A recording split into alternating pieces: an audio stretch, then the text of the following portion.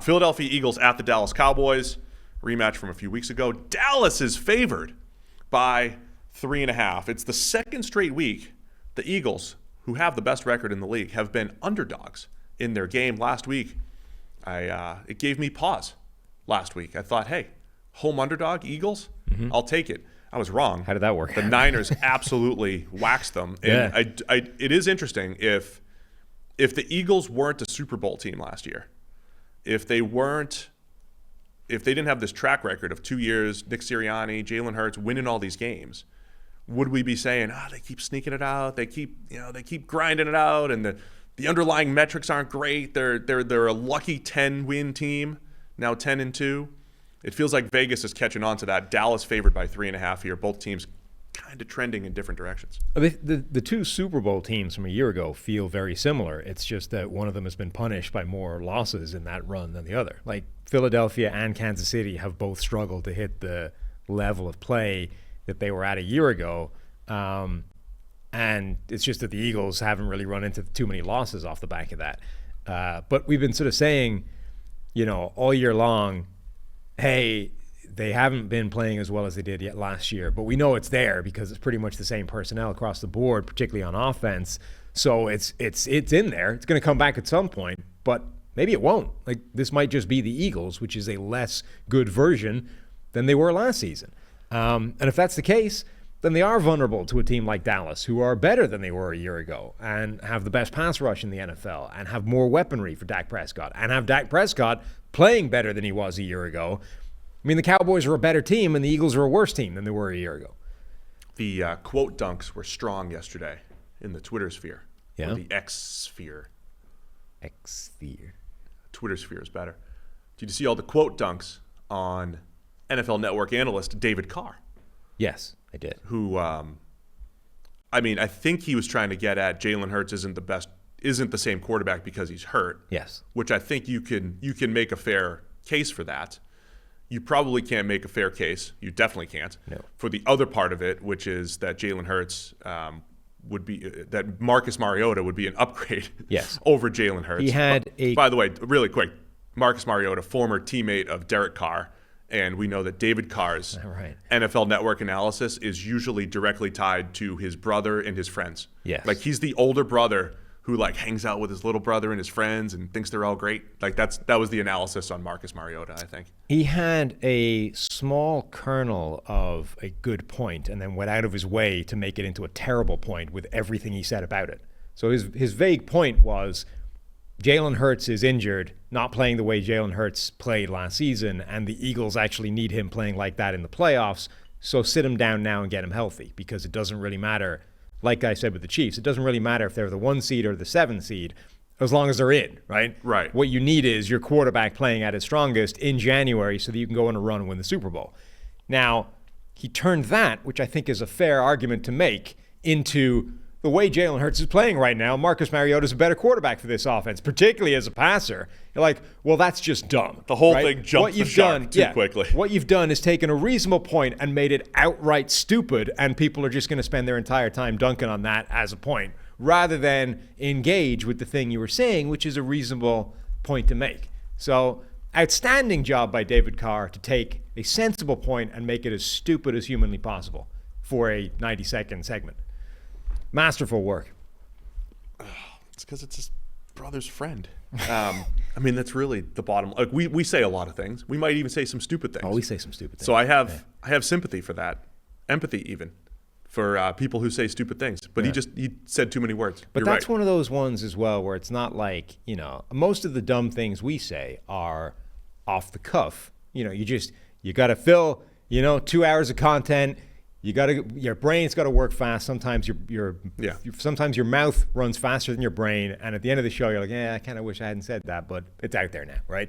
This was a pre-prepared segment that they debated, talked about, teed up, and then he went ham for 90 seconds, off the back of this point. But you could see them being here's what I'm going to do, Mr. Producer on NFL Network. I'm going to make the point that the Eagles could sit Jalen Hurts and they'll be better in the long run. All right, David, good point. And then he just gets going, and then it's like he just went too far. And another thing, I would also add that Marcus Mariota is better than Jalen Hurts right now. Oh no, what are you doing? You took it too far. So yeah, he just took it too far.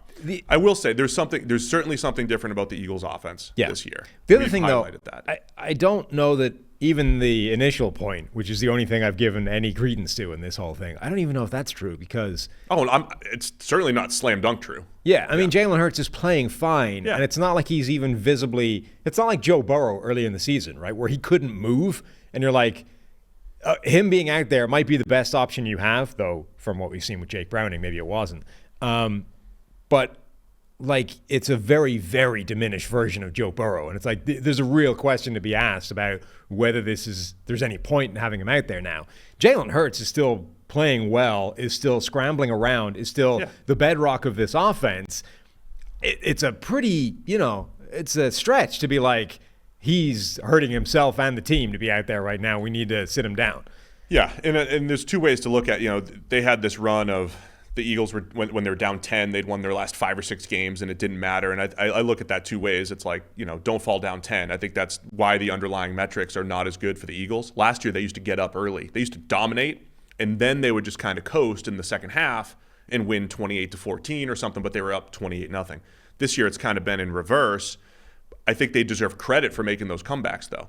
Jalen Hurts, there's something to knowing how to operate when playing with a deficit, and how to get the ball to your playmakers and when to be aggressive and when to be conservative. And I think the Eagles and Hurts have done a really nice job of that. They got down last week. They ran into a juggernaut of the 49ers.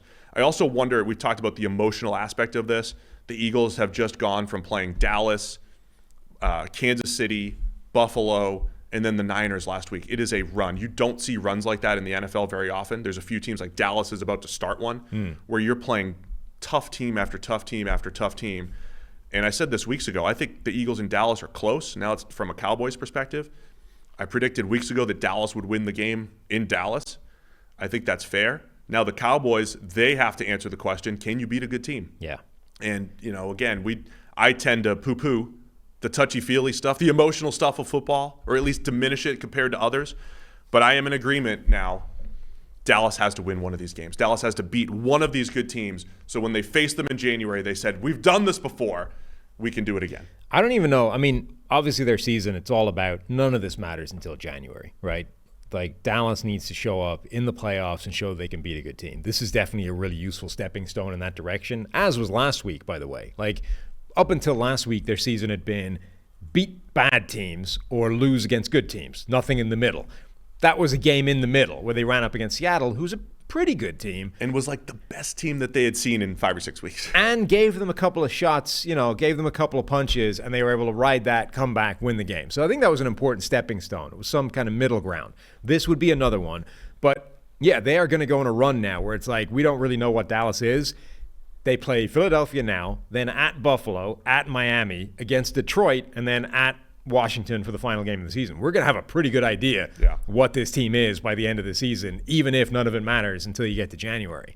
So it's an important game. I don't know if it's that important. There's a few matchups, though, that are going to be fascinating. Obviously, Dallas's pass rush against Philadelphia's offensive line. I also wonder if what happened to Deron Bland against Seattle is a bit of a red flag for Dallas and a bit of a signal flare for the Eagles. Our guy Hawk was on NFL Network, I think. I think he's on ESPN now. Too. Maybe it was ESPN. It was one of the studio shows anyway. And he was, before the Seattle game, essentially saying that, Bland has the 5 pick sixes and it's all good, but like that's going to get him gambling too much. Just the fact that he wasn't even sort of highlighting, hey, based off the tape, he's gambling too much. He was like, the dude has 5 pick sixes. When you have 5 pick sixes, you're going to start jumping routes too much. Something mentally is going to happen that you want to keep doing that. Yeah, and then the Seattle game happened, and the dude got taken for like $169 or whatever it was, and multiple touchdowns and almost a third, but they took it away on review. Do the Eagles see that and go, I know this guy has 5 pick sixes and a bunch of good plays on the ball, but we can get him with double moves, or even not double moves, but like A.J. Brown can beat this guy one-on-one if we put the ball in his coverage. Yeah, it's interesting because I didn't check the numbers on it, but it feels like Bland is really good at jumping out cuts, and not every pick six was an out cut or whatever, but it does feel like that's kind of his game.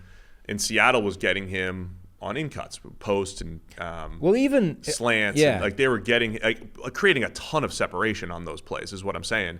And if you do get A.J. Brown and DaRon Bland, that's a huge advantage for the Eagles because that's his game. Obviously, double moves are the most obvious way of like taking a guy that's gambling too much on that first move. But even like that first slant for DK Metcalf against him, like obviously that's not a double move, but I think those are the types of plays where he's being hyper aggressive on the first move, even if there isn't a second move.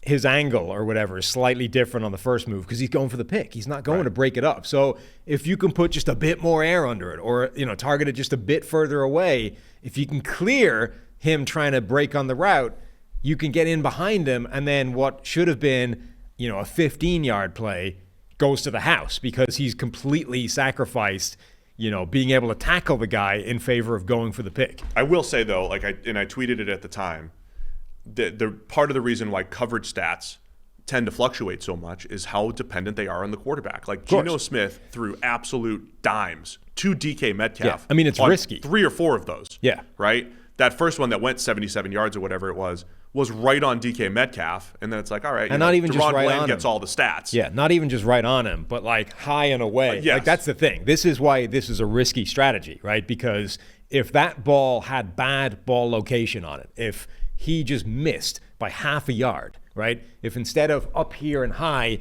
right at his hands, it's slightly low and behind, that's where DaRon Bland is. So you need to be guaranteed that your quarterback can put that ball exactly where he wants it if you're going to do this, because the whole point is he is driving on those first routes, the first move. And not trying to diminish DaRon Bland's awesome season in the pick sixes, but you're dependent on Sam Howell being a little late, Mac Jones being late and inside, right? Whoever the quarterbacks were each time, you're dependent on them being a little off, and then you go make the play, and credit for making the play. But yeah, you're dependent on the QB.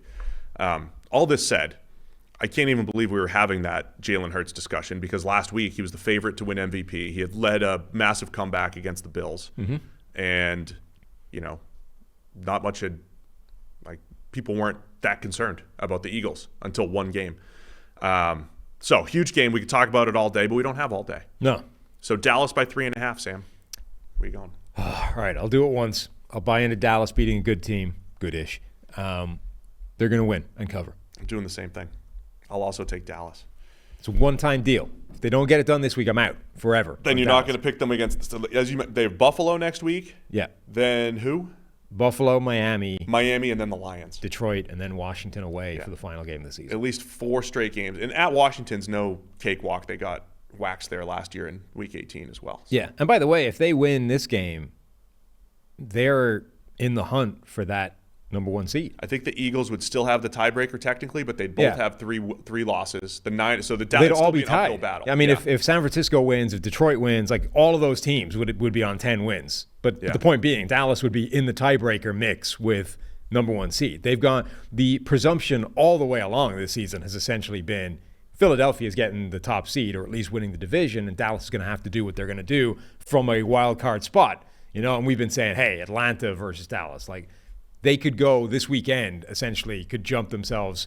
Like you just need some game to break in your direction over the final month of the season, and everything's going through Dallas. Man, if Dallas loses this game and then they go to Miami a couple weeks from now and neither team can beat a good team, it's going to be a tie. It's going to be a tie, right? Predicted a Dallas-Miami tie in a few weeks.